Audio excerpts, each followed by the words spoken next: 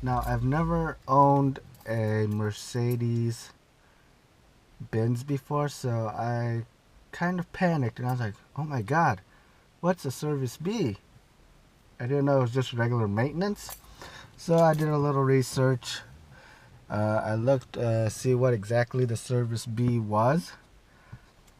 And as I was looking, I saw that it was just regular oil change, air filter replacement, brake fluid change, and topping off fluids, and just a multi-point inspection. So I started researching online to see how much it costs if I was going to take it into the dealership. And then I came across one of the forums. Yeah, and some of the prices charged for this service was ridiculous. So I decided, okay, today I'm just gonna do my own service B. And so what I'm gonna do today, I'm gonna do oil change, gonna do cabin air filter change. I'm not gonna do an air filter change because I replaced that 10,000 miles ago, and I replaced that with the K&N air filter. So I'm not gonna do that. I'm not gonna replace wiper blades because my wiper blades are still good. They're not streaking yet. And I'm also not going to do a brake fluid flush, just because I usually don't touch that stuff until I start working on brakes. And it was just replaced before I bought the car, and I bought the car 10,000 miles ago, so there's no need to replace that. So with that being said, let's go ahead and get started with our service B. Alright, let's get started with the items we need. I want to make this video as quick as possible, or as short as possible, so let's get on with it. I will post links and prices of these in the description below. Alright, so Castro Edge 0W40, a 5-quart, a 1-quart, 26 bucks, 8 bucks. Man filter, part number HU711/6Z, about 11 bucks. CardQuest cabin air filter for the dual climate zone replacement one is about $27. And I probably won't show the whole process. I'll just show you guys the tools needed to take certain parts off, and I'll just show you kind of where they are and the locations of them. Alright, let's get started on the oil change. Alright, first things first, we're gonna have to get the car off the ground. As you can see, I use ramp and I use a jack just to kind of hold it there to support it. I'm gonna need to remove this plastic cover on the bottom. It has 3 8mm screws or bolts, whatever you call them. This will be at the front, so there's one at the front and about 2 in the back. And under the car, this right here is the oil drain plug. Now, as you can see, it's facing the front, and my car is slanted, you know, it's up in the air with the front in the air and the back going down, which isn't going to work too well in terms of draining the oil. Some of you, if you guys have an oil pump, you can use that. I don't have one, so I'm kind of stuck doing this. And it's a 13mm socket right here, and we're going to need an oil pan. Now, typically when you do an oil change, you want to replace this oil drain plug's washer. I forgot to get one, and this one does seem like it's in okay shape, so I'm just going to use that one. Alright, oil is pretty much done getting drained. Next, I'm going to go and get to the oil filter housing.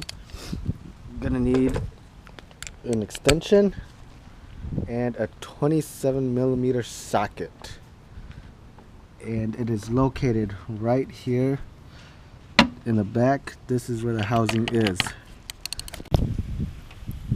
Alright, once you loosen that, just pull it out and it looks like that. Alright, so every oil filter you buy comes with the filter and replacement O-rings. 3 of them.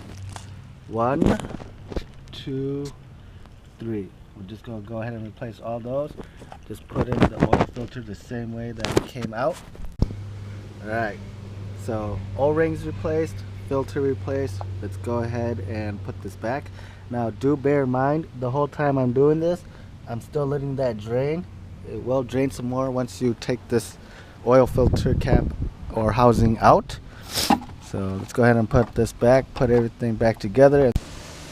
Alright, so I just plugged the oil drain plug back in, tightened it.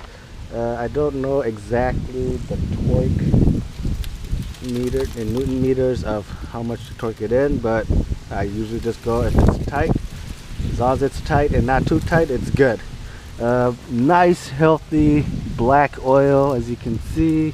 And I did forget to mention, when replacing the O-rings, you have to use a hook, or what I just use is a small little flathead screwdriver just to replace them. And let's see what's next. Alright, next we're gonna add in engine oil. It takes 5.9 quarts, which pretty much is 6 quarts. So I'm just gonna add all 6 quarts in. This is where you put oil, as you can tell. Little dipstick. You don't need to take this off. If you want to, you can go ahead. And what you need is a funnel. So I'm gonna go ahead and put all 6 quarts of oil in really quickly. Alright, so oil change has been completed. I just checked the dipstick. Everything looks good. Now I'm going to go ahead and put the cover back on, get the car lowered again, and then we'll move on to cabin air. Well, actually, we're just going to quickly check the air filter really quick just to see if it's dirty. Alright, in order to get to the air filter, we're going to need a Torx bit. As you can see, this one is a T25. I used a 3-inch extension with that. 1, 2, 3, 4 bolts to unscrew. And while I'm looking at my engine bay, I did just grab a microfiber towel just to kind of dust it off because it was getting dusty.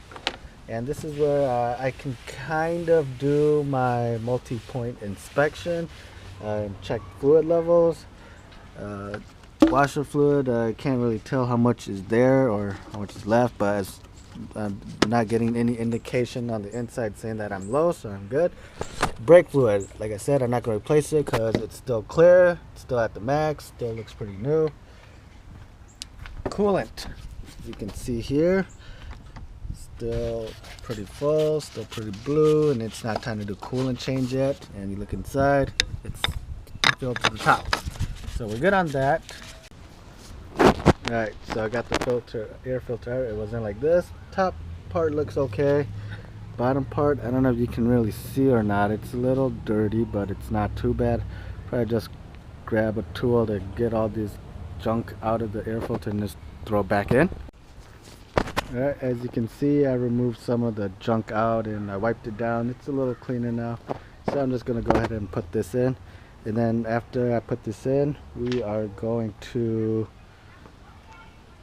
we're going to put the oil back into the container. Alright, so I just finished cleaning up this oil mess. Like I said, it takes about a minute. And one thing that I forgot to do was just double check the battery. Make sure you're not getting any battery acid leaks on the terminal. And in this case it looks okay, so go ahead and just leave it here. Alright, finally, cabin air filter replacement. It's gonna be on the passenger side. It's gonna be right in here. And I do want to warn you, make sure you know if the car has dual control zone or not. There are 2 different cabin air filters for the 2 different types. Make sure you get the right one. If you don't know, look online, call your dealer, go to a parts store, whatever is best for you. Alright, so this is the piece that's holding the cabin air filter in. It sits in there like this. All it's being held on to is these two clips. You simply just push down, pull out. And the cabin air filter is in there at like a weird position, so give me a second to take it out. Alright, so I got it halfway out. It is a struggle because of this piece right here. It's directly on top of it, and then you have to pull it out at an angle. Just remember how you pulled it out. You pulled it out this way, you'll insert the new one in the exact same way. Alright, so new one, old one, you can see they are the exact same size, shape. Alright, cabin air filter has been replaced, everything's put back. Next, as part of our multi-point inspection, what I'm going to do now is I'm going to inspect pretty much all the interior lighting, make sure every interior lighting works. I'm going to make sure power windows work. They work. Well, passenger side works. Driver side because I use it every day. Rear windows work. Yep. This passenger side rear window works. Let's see. Lighting works. This side works.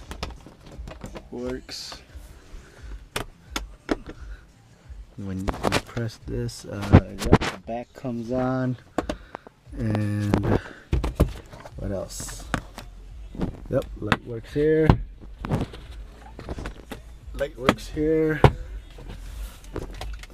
Signals seem to work, but let's go out and check. LED lights work, both sides. Tail lights work. Left signal works. Alright, go right. Right side works. It's all working. And do the hazard lights. Hazard lights are working. And everything seems to be on. Okay, headlights work.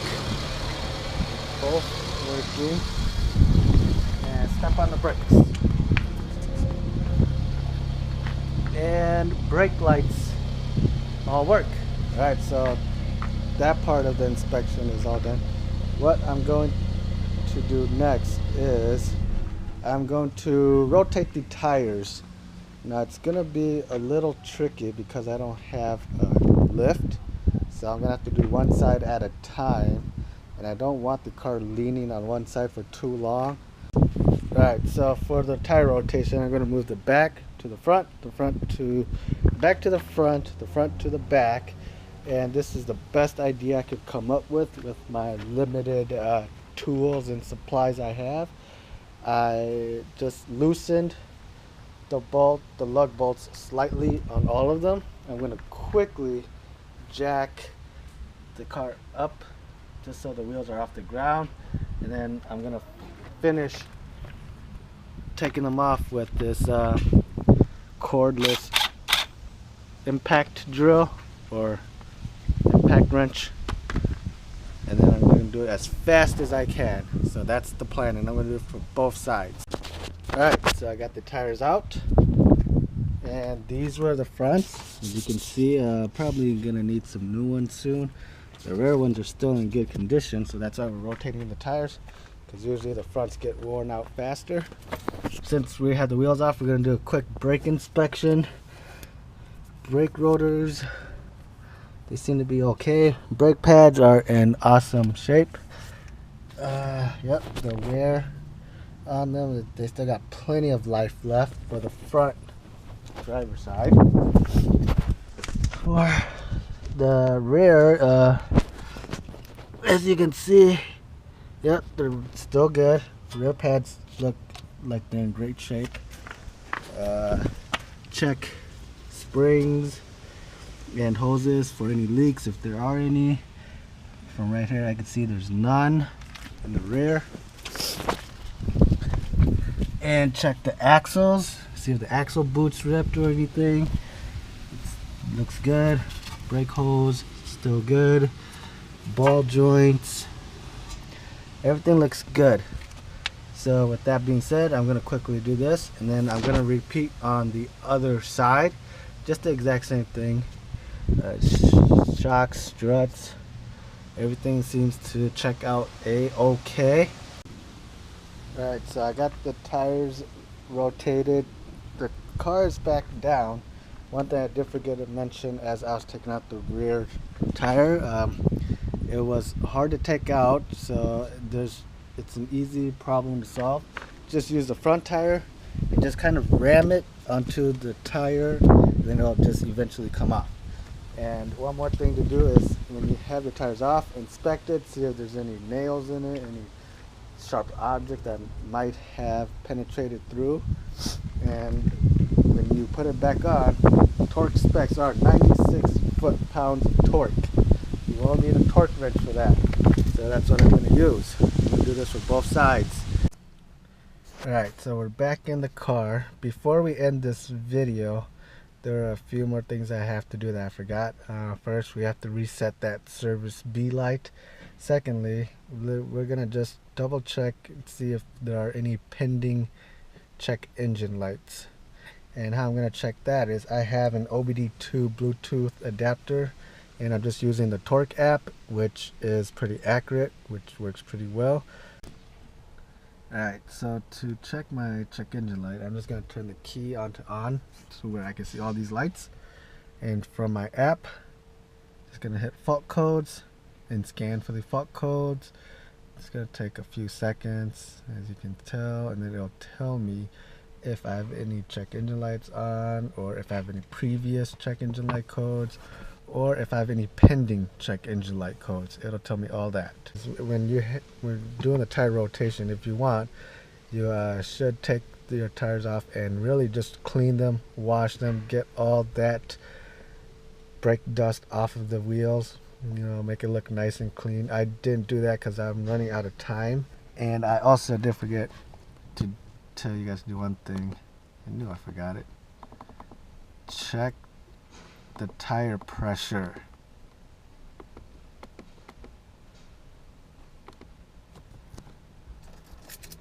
Tire pressure displayed after driving for a few minutes. So I guess we're gonna have to drive, which I can. I'm in the driveway, and so I'll check that later. But yeah, check your tire pressure, make sure everything's all good and running correctly. Alright, so in order to reset the service maintenance, we stick the key in, put it on the first position, not this one, this one. So we want it to show the miles, and then here's what we're going to do. We're going to quickly press and hold this, and then wait about a millisecond and quickly press and hold this. So both of these are going to be held together. And I'll show you. Alright, and I'll show you here. Press and hold, press and hold. And then we're going to go down to Assist Plus. Hit OK. Full service. Configure full service. We're just going to do oil grade 229.51. Service carried out. Yes. Cannot be undone. Confirm. Alright. Full service carried out. And that is how you reset your service data. Alright, so I'm going to put the key in, get it to the on position, and as you can see, I'm not getting that service B exceeded by 1,500 miles anymore. And there you have it, folks.